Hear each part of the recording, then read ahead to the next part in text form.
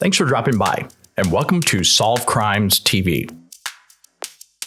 In this episode, we will reveal the information announced in August 2022 by Sacramento County's District Attorney Anne Marie Schubert.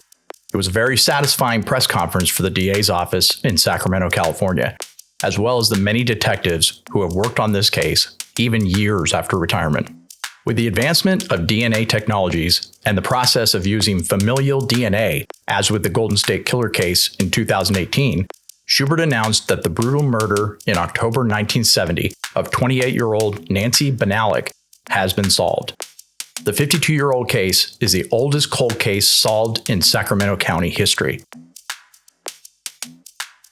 Well, Sacramento County's oldest cold case has finally been solved. 52 years later, after a county court reporter was murdered, authorities say they know who the suspected killer is. We'll recap the Benallack case and reveal who killed her and how he stayed under the radar for 52 years. This is Solve Crimes.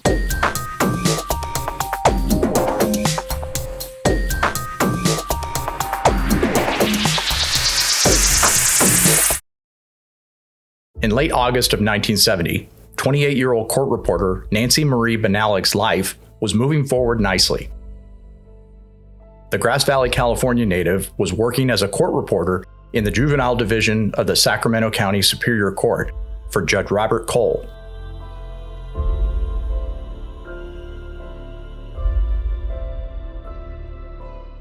Nancy had met and fell in love with a popular chief deputy public defender for Sacramento County named Ferris Salami. The two were engaged to be married just 1 month later on November 28th. In fact, Judge Cole had given Nancy the day off that previous Friday so she could go out to San Francisco to purchase material for her wedding dress.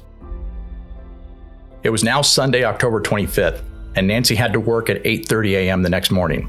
Nancy and Ferris had dinner at Ferris's brother's home, and the couple returned to Nancy's apartment on Bell Street in the Ardent Garden area of Sacramento. Ferris stayed until about 11:30 p.m. The last time he saw Nancy, she was already in bed. He did notice that the sliding glass door that went out to her small balcony was open a bit, so Nancy's cat could come in at night.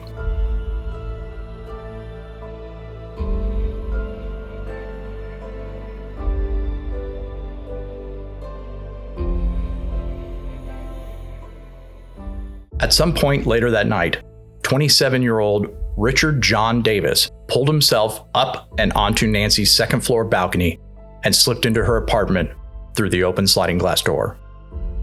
Davis then proceeded to stab Nancy Benallack over 30 times, nearly decapitating the bride-to-be.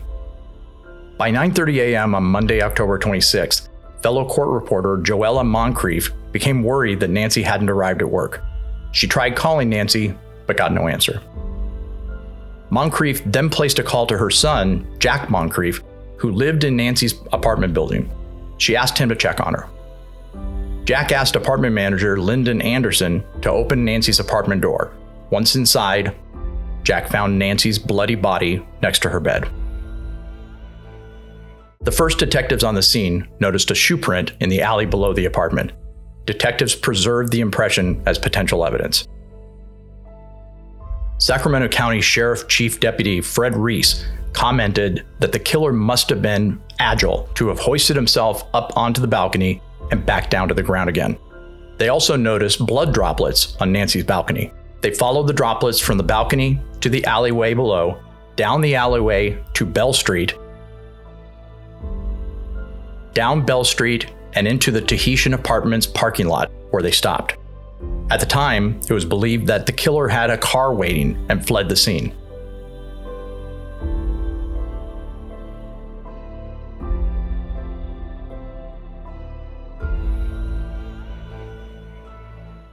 Clearly, she fought for her life against Davis.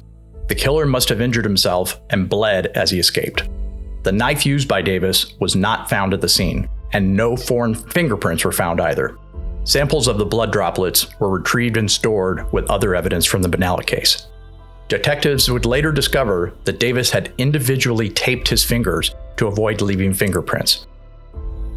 Canvassing the apartment building for potential witnesses, Detectives spoke with an Alice Silva. She said that she heard a noise around 1:30 a.m. that sounded like a baby's cry. Apparently, it wasn't alarming enough for her to call police. As it turns out, Richard John Davis was actually Nancy's neighbor in her apartment building. He had been interviewed, along with over 500 others, by police, but he and his roommate had given each other an alibi and was not considered a suspect. Apparently, the officer or officers who conducted the interview with Davis and his roommate did not notice any cuts on Davis's hands and/or arms. Unfortunately, justice could not be served in this case.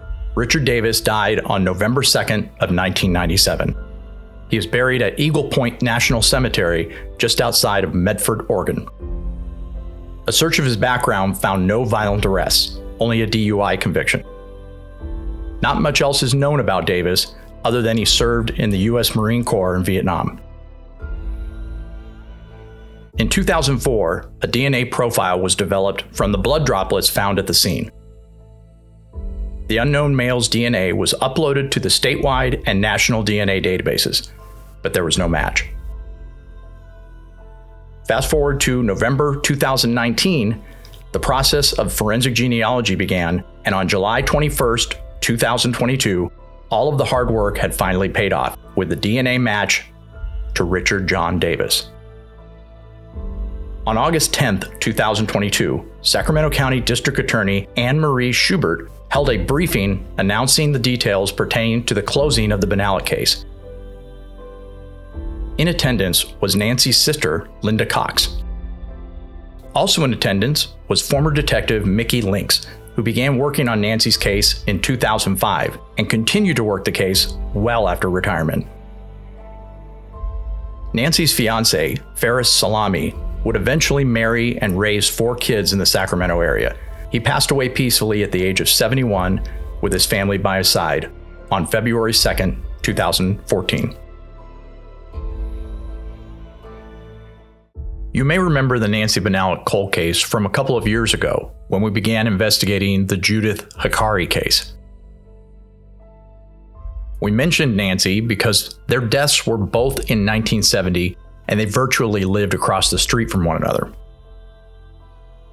Both crimes happened at night.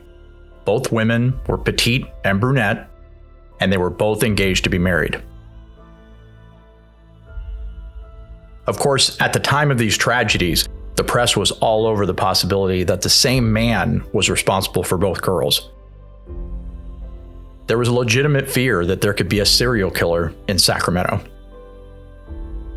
Investigators, however, had information that the public didn't have access to at the time.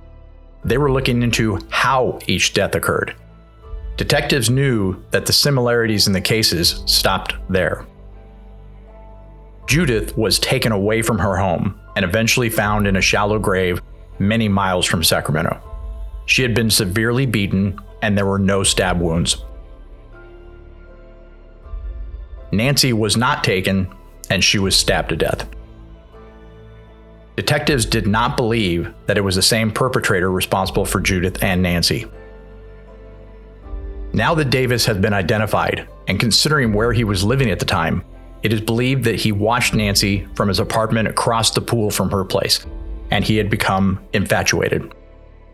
It is also possible that she rebuffed one or more of his advances.